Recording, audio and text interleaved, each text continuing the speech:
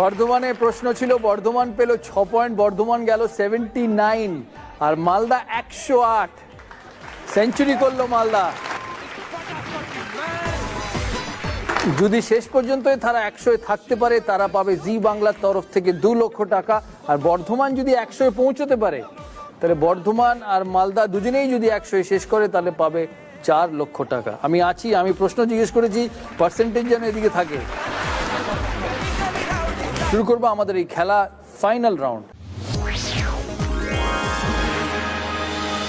মালদার বিষয়